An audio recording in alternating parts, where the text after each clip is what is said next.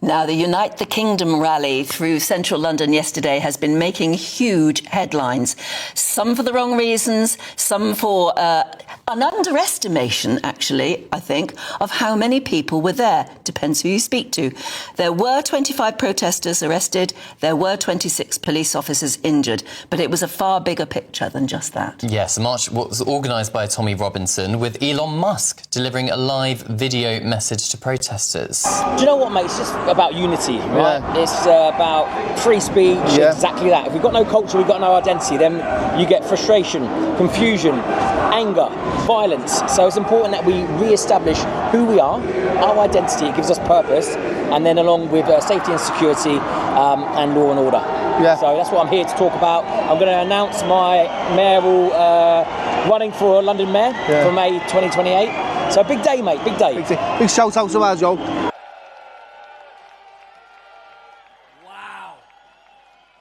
Energy, the British pride is absolutely off the scale, and when it comes to the backbone of this country, I'm looking at it right now. Woo!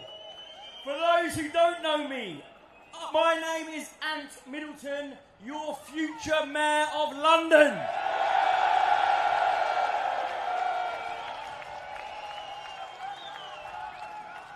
Now, I walk through London on multiple occasions, and what I see in London, I see British culture, but I don't feel it.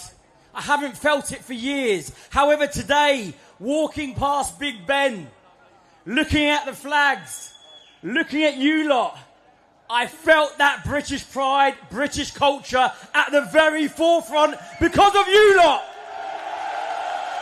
It's because of us British patriots that I felt British culture come alive today in London than I've felt in a very, very long time. Something we must not let the establishment eradicate. Our British culture, we should be proud of it, and it is right in front of me. It's us, it's you. Now, a lot of people ask what British culture is. British culture is British history. It's our rich history. It's our heritage. We should be extremely proud of that. Do not let anyone take that away from you. With every culture, or more or less every culture, a religion is attached to it. With our British culture, it's Christianity.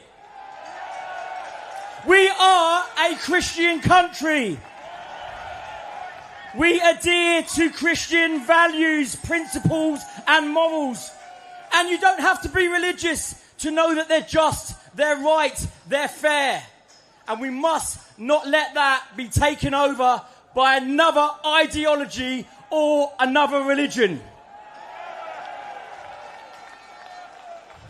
We are not, and I will say this again, we are not a multicultural country. We are a British cultured country.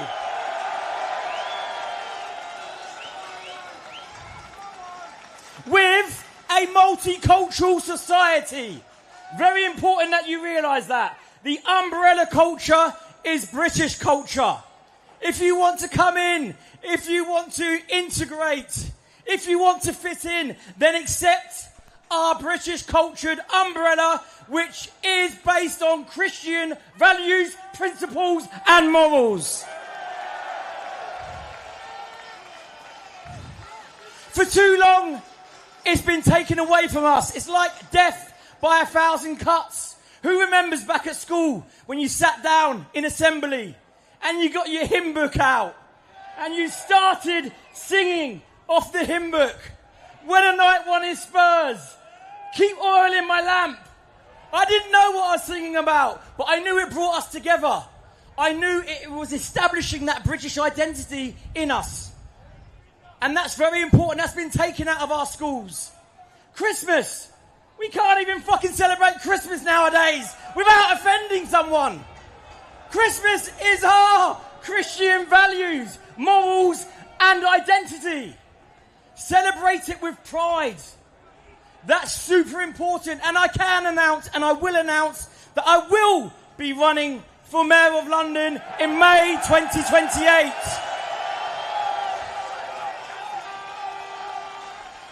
And I will be running independently for you.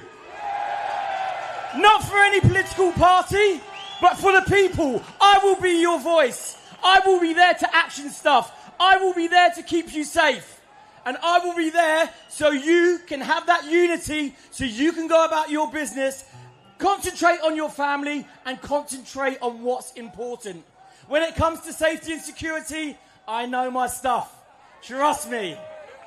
Being in the Special Forces and protecting my country, seeing how it operates, I know exactly what needs to be done. And that will be my priority as Mayor of London, to make this city one of the safest cities in the world within my first term. And I will achieve it, mark my words. The Mayor of London position was never meant to be a political position. It has been politicised. That's why I'm running independent. I will take the politics out of London. I will take politics out of our police force. Our police force has been compromised and is being used as a political tool. I will stop that straight away. We will function under our British cultured umbrella. We will adhere to the boundaries of that umbrella. Doesn't matter who you are, we will make sure that you adhere to it. You will also be sheltered by our umbrella. By all means, come in, fit in, integrate, and you will be welcomed. However, go against it and we will force you out. As simple as that.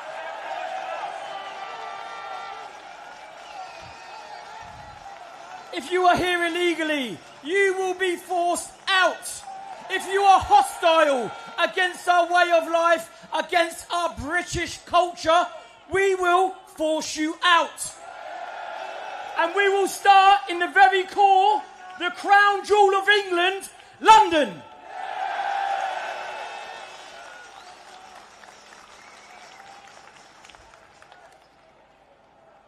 I must wrap up now. Time is calling, and they're going to pull the plug on us. But today marks a monumental day of unity. Look, when everyone comes together, British pride, British culture, in the heart of our England, in the heart of our capital. It is phenomenal. I'm feeling it. And you guys, honestly, have reinstalled my faith in what a backbone is. Because it's right in front of me. Now I'm going to show you a quick video. A quick video is going to be shown. I will be running independently. I need your support. I will be running for you and you only. I need your support. But remember, we're here to fight for our country, to fight for our capital, and to fight for one another. Never, ever forget that. If we can put 2 to 3 million people in our capital city today, just imagine what we can do when the time comes, if it comes.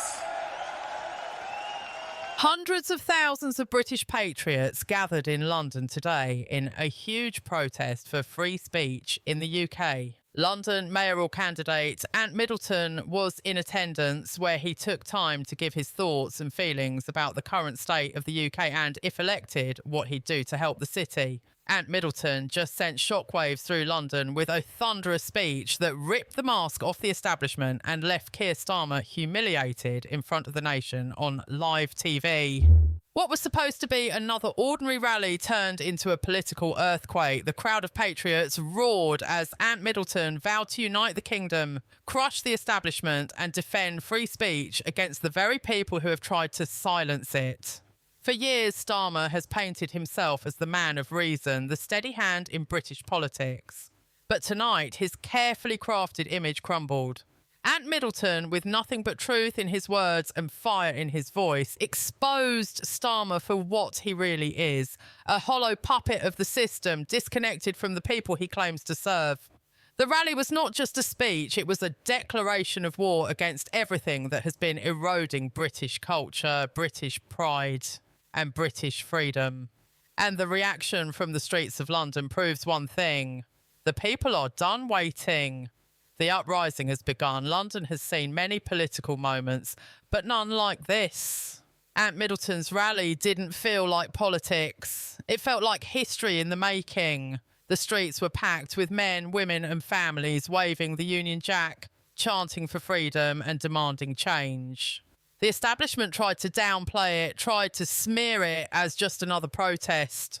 But the reality was impossible to hide. This was not a fringe gathering.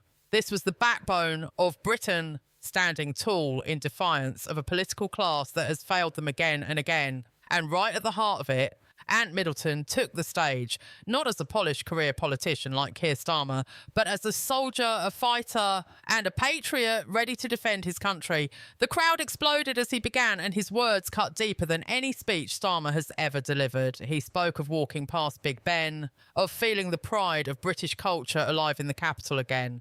He reminded the people of something they already knew deep down, that their culture, their heritage, their history is under attack. For too long, Starmer and his Labour elites have treated British values as something outdated, something to be ashamed of. But Ant Middleton declared loud and clear that British culture is not something to be erased.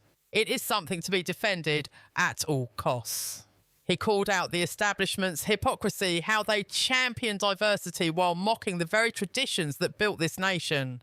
The energy was electric, but the turning point came when Ant Middleton directly named Keir Starmer.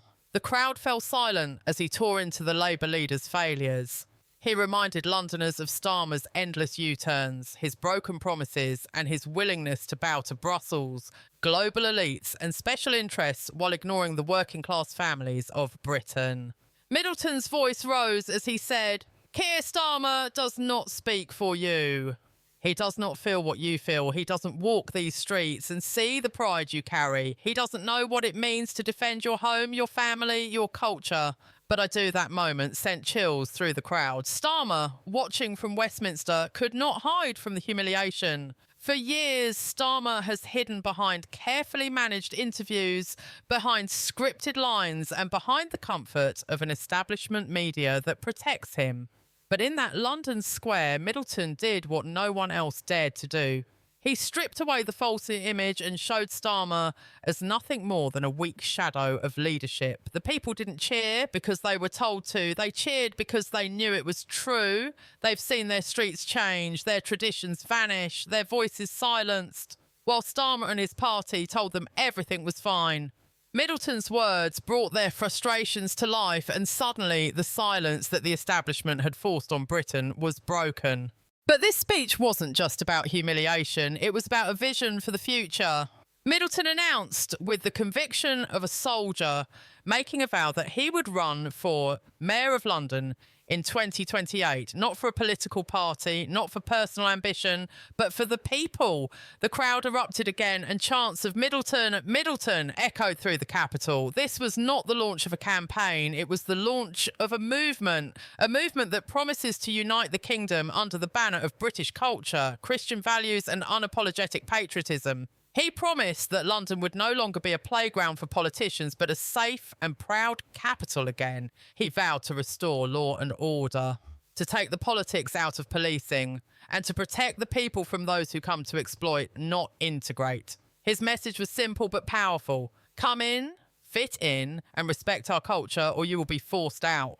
Those words, bold and uncompromising, ignited the rally. Starmer would never dare to speak such truths, and that's why Starmer will never command the respect that Middleton commanded tonight. As the rally surged forward, the atmosphere in London turned into something more than a political gathering. It was a national awakening. Ant Middleton wasn't just talking about policies or promises. He was igniting a fire that had been burning quietly inside millions of Britons for years. The establishment had told them to keep quiet, to accept the slow erosion of their culture, their faith, their safety. But tonight, in the heart of the capital, that silence was shattered. Starmer and his allies could only watch in horror as Middleton's words carved through their carefully built narrative. For decades, career politicians have spoken down to the people, but Middleton spoke with them, for them, and as one of them. That is why the reaction was so explosive, because for the first time in years, the people felt truly represented. He reminded the crowd of how Britain's backbone had been weakened, not by accident, but by design. He spoke of how British children once sang hymns in school, learning songs that unified them under a shared identity, only to have those traditions stripped away in the name of progress. He exposed how Christmas, once a celebration of faith and family, has been watered down into nothingness, replaced with hollow slogans so as not to offend. Starmer and his Labour allies, Middleton thundered, had allowed this decay to happen. Even encouraged it. The audience erupted in agreement, knowing full well that their values had been sidelined for political correctness. Middleton's attack on Starmer grew sharper as he pointed out the hypocrisy of Labour's so-called inclusivity. They tell us Britain is multicultural, he said, his voice echoing across the square. But they do not tell you that under their leadership, British culture is always the one sacrificed. It is always us who must change, always us who must apologise, always us who must surrender. That line struck like a hammer and the crowd roared with fury. Starmer's silence in Westminster was deafening because there was no rebuttal he could give. Middleton had cornered him, exposed him and humiliated him with undeniable truth. Then came the moment that truly shook the establishment. Middleton declared that Britain is not a multicultural country. It is a British cultured nation with a multicultural society. The umbrella is British, he shouted, raising his fist. If you want to live here, respect it. If you want to be part of it, embrace it. If not, you will be forced out. The words landed like a bombshell. Politicians gasped. Journalists scrambled to twist his statement into scandal. But the people understood they had lived the reality Middleton was describing.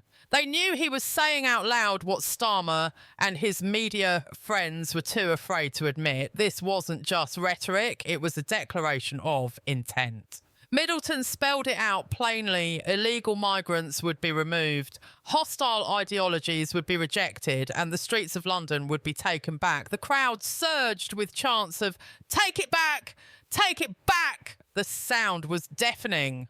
Starmer had tried for years to present himself as a strong leader, but nothing he had ever said could match the raw force of this moment. In that instant, the people no longer looked at Starmer as the future of Britain. They looked at Ant Middleton. Middleton then turned to safety and security, the very issues that the establishment has failed to deliver.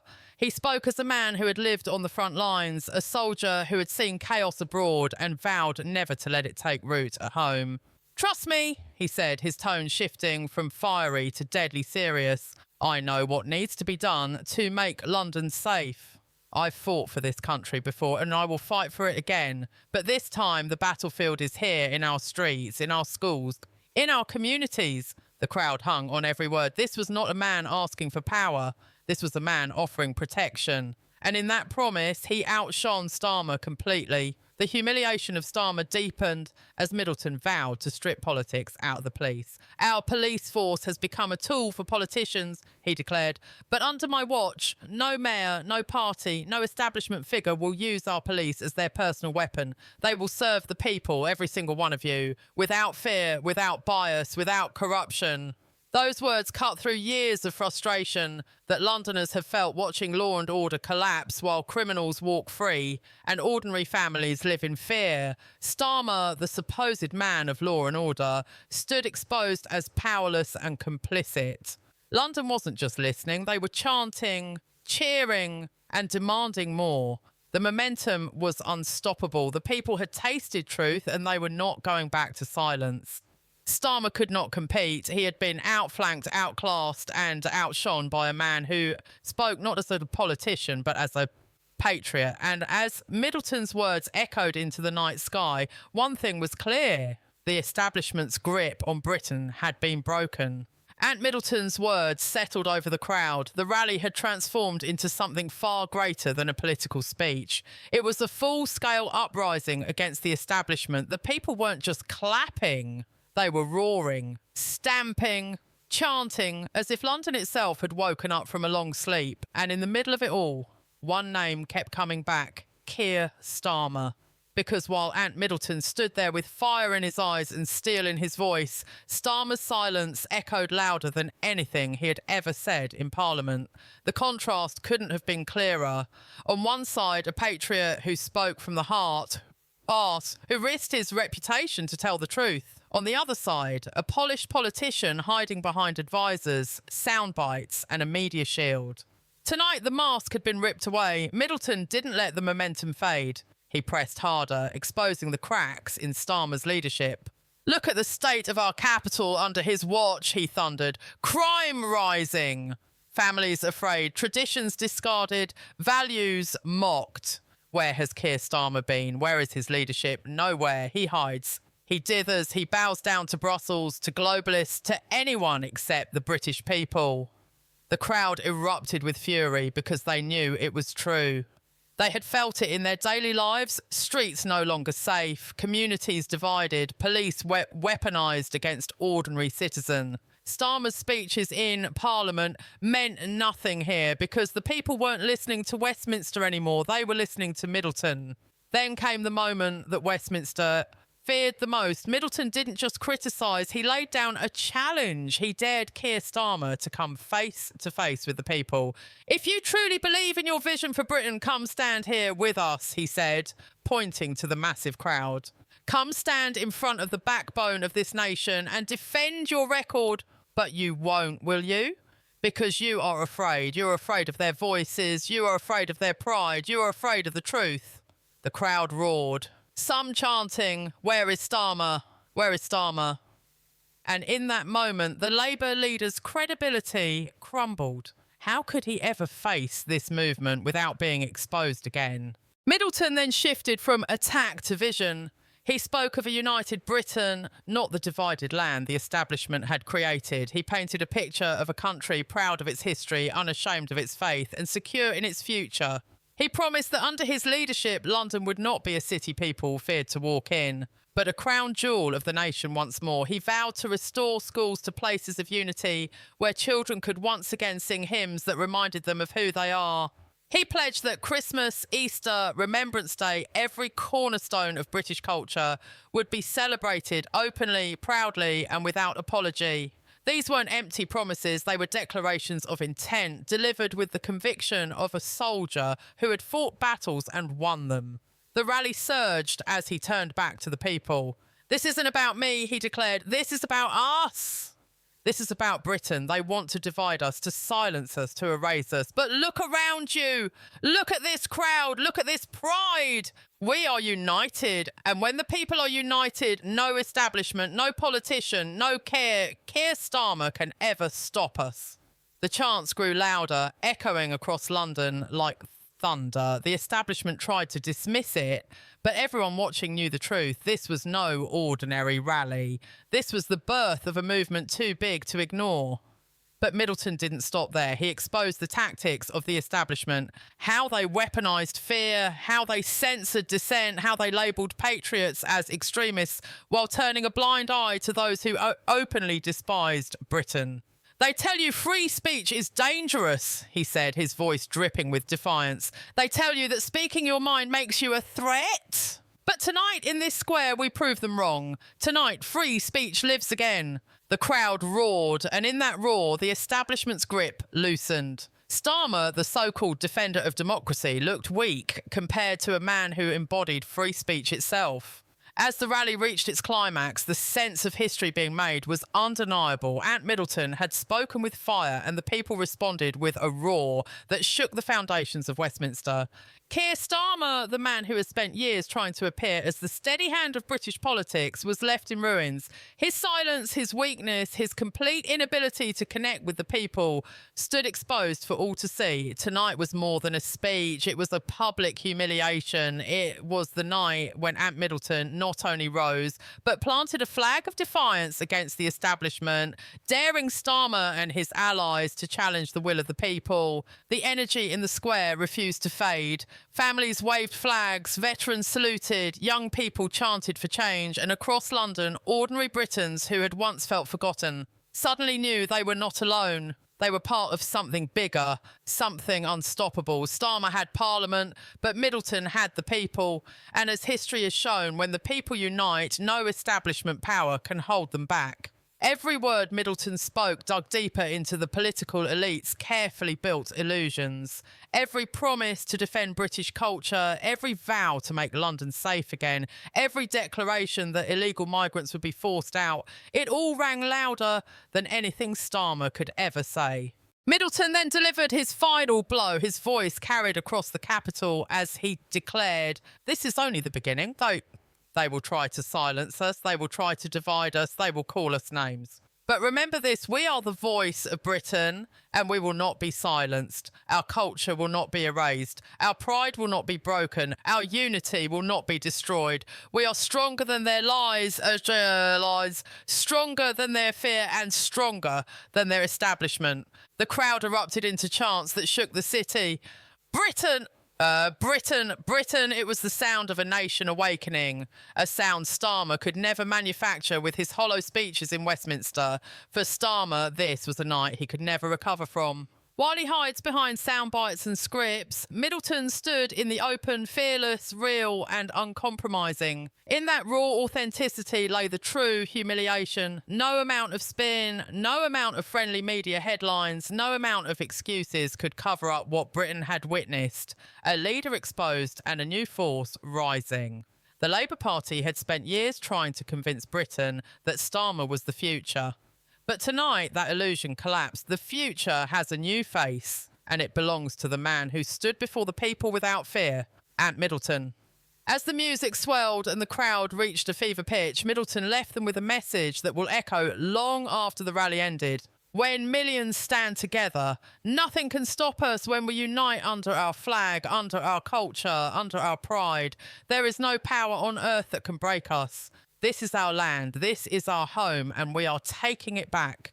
Those words sealed the night, carved into the hearts of every patriot who stood in that square. And as they marched home, still chanting, still waving flags, they carried with them the undeniable truth.